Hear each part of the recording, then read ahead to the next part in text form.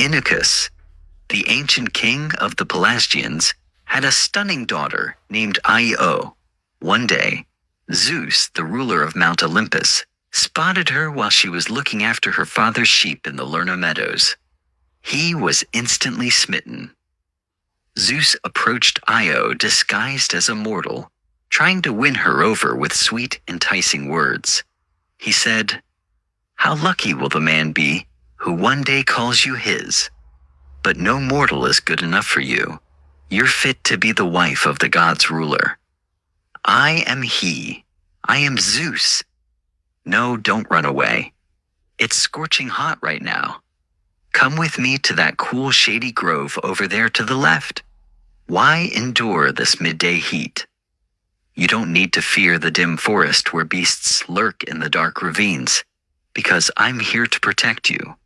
He added, "I, who hold the scepter of the sky and flash jagged lightning across the earth, am here to protect you."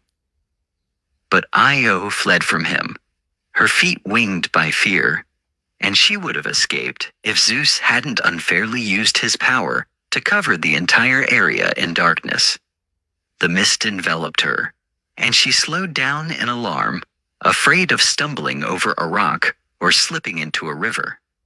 And so, the unfortunate Io fell into Zeus's trap. Hera, the queen of the gods, was already used to her husband's infidelity, as he often left her for the daughters of demigods and mortals. However, she could never control her anger and jealousy, constantly watching Zeus's every move on earth with unwavering suspicion. Her gaze fell upon the very spot where her husband was secretly enjoying himself, and she was surprised to see that in one particular area, the clear day was obscured by thick mists that didn't come from the river, the ground, or any other natural cause. Her suspicions were immediately aroused. She searched for Zeus all over Olympus, but he wasn't there. "If I'm not mistaken," she muttered to herself, "my husband is seriously wronging me." Without hesitation, she left the heavens, floated down to earth in a cloud, and ordered the mists surrounding the seducer and his victim to clear. Zeus had anticipated her arrival, and to protect his beloved from Hera's revenge, he transformed Io, the beautiful daughter of Inachus, into a snow-white heifer. Even in this form, the girl was still lovely to behold. Hera immediately saw through her husband's trick and praised the magnificent animal, slyly asking who it belonged to, what breed it was, and where it came from. In his embarrassment and desire to end her questions, Zeus lied, telling her the heifer was just an ordinary creature of the earth. Hera pretended to be satisfied with his answer, but then begged him to give her the beautiful beast as a gift. What could the trickster do? If he granted her request, he would lose his beloved. If he refused, her simmering suspicions would erupt, and she would surely destroy the unfortunate girl. So, for the time being, he decided to give her up and presented his wife with the shimmering creature, whose secret he believed was safe. Hera seemed delighted with the gift. She tied a ribbon around the neck of the beautiful heifer, whose heart beat under the animal hide in mortal despair, and led her away triumphantly. But the goddess herself had misgivings about her actions, and knew she wouldn't be at ease until she had placed her rival in very secure custody. She sought out Argus, the son of Arestor, who seemed perfect for the task she had in mind. Argus was a monster with 100 eyes. He only closed 2 at a time, while the rest, glittering like stars over the front and back of his head, remained open and vigilant. Hera entrusted Io to Argus, ensuring that Zeus wouldn't be able to reclaim the mistress she had taken from him. Watched by those 100 eyes, the heifer was allowed to graze on lush green slopes all day long.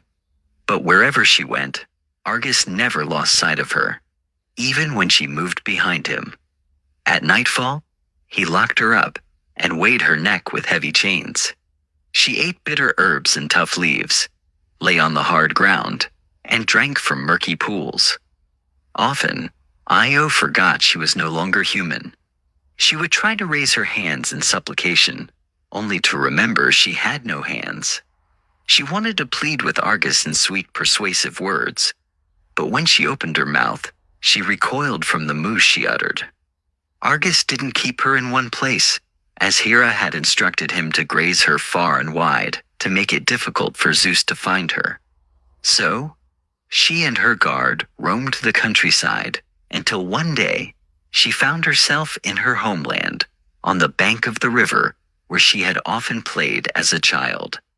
For the first time, she saw herself in her changed form, and when the head of a horned beast stared back at her from the bright reflection in the water, she fled from her own image in terrified alarm. Driven by longing, she turned toward her sisters and father, but they didn't recognize her. Inachus did indeed stroke her shimmering flank and offer her leaves plucked from a nearby bush. But when the heifer licked his hand in gratitude, covering it with kisses and human tears, the old man still didn't realize whom he had caressed, nor who had returned his affection. At last, the poor girl, whose mind remained unchanged despite her form, had a clever idea. With her hoof, she began tracing written symbols in the sand, and soon her father, whose attention had been drawn to this curious sight, climbed to the peak of a mountain and performed his duty by peering to the four corners of the world with his 100 wary eyes. By now, Zeus could no longer bear Io's suffering. He summoned his beloved son Hermes and ordered him to trick the hated Argus into closing his eyes. Hermes fastened his winged sandals to his feet, grabbed his sleep-inducing staff in his strong hand, and put on his traveling cap. Dressed in this attire, he left his father's house and sped down to earth. There he took off his cap and wings, keeping only his staff, so he looked like a shepherd with his crook. He coaxed a flock of wild goats to follow him, and went to the lonely meadow, where Io was nibbling young blades under the watchful gaze of Argus. Then Hermes pulled out a shepherd's pipe, called a syrinx, and began playing notes more rich and sweet than any mortal shepherd could. Hera's servant, pleased with the unexpected music, rose from his high seat and called down, "Whoever you are, welcome, piper. Come and rest on this rock with me. You'll find no thicker or greener grass for your beasts, and that cluster of close-growing trees offers pleasant shade to the herd." Hermes thanked Argus and climbed up beside him. He began to speak, and his conversation was so lively and captivating that the hours flew by unnoticed. Argus's 100 eyelids grew heavy, and Hermes then began to play his reed pipe, intending to lull Argus to sleep. But Io's guard feared his mistress's anger if he let down his guard and fought his desire for sleep, until at last deep sleep had extinguished all 100 lights. Then Hermes stopped the ripple of his voice and, with his magic staff, touched each of those closed eyes to deepen their oblivion. He then quickly pulled out the sickle-shaped sword he had hidden under his shepherd's smock, cut through Argus's bowed neck where it was closest to the head, and both head and body plunged down from the peak, staining the stones with gushes of blood. Io, still in her bovine form, lowed a silent accusation towards Zeus in heaven. He was so filled with pity at the sight of her that he hurried to Hera, embraced her, begged for her mercy for the poor girl who had done nothing to provoke his unfaithfulness, and swore by the waters of the underworld, on which the gods take their oaths, that he would give up his affection for her. While he was still pleading with her, Hera heard the heifer's lowing rise through the clear air, all the way up to Olympus. Her heart softened, and she gave her husband permission to return Io to her true form. Zeus rushed to earth and flew to the Nile. He passed his hand over the heifer's back, and a curious transformation occurred. The shaggy hair vanished from her body. Her horns shrank. Her eyes narrowed. Her muzzle curved into lips.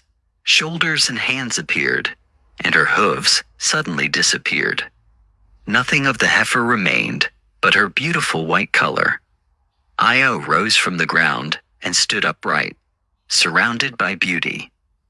There on the bank of the Nile she bore Zeus a son, Epiphus. Because the people revered her, who had been so miraculously saved, as if she were a goddess, she ruled over that country for many years. But even so, she was never entirely safe from Hera's wrath, who incited the savage Curetes to steal young Epiphus.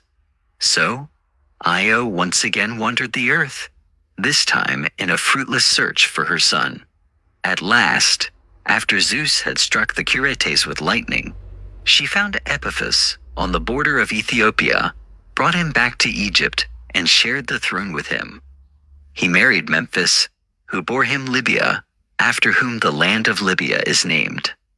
When mother and son died, the people of the Nile built temples for them and worshipped them as gods, her as Isis and him as Apis.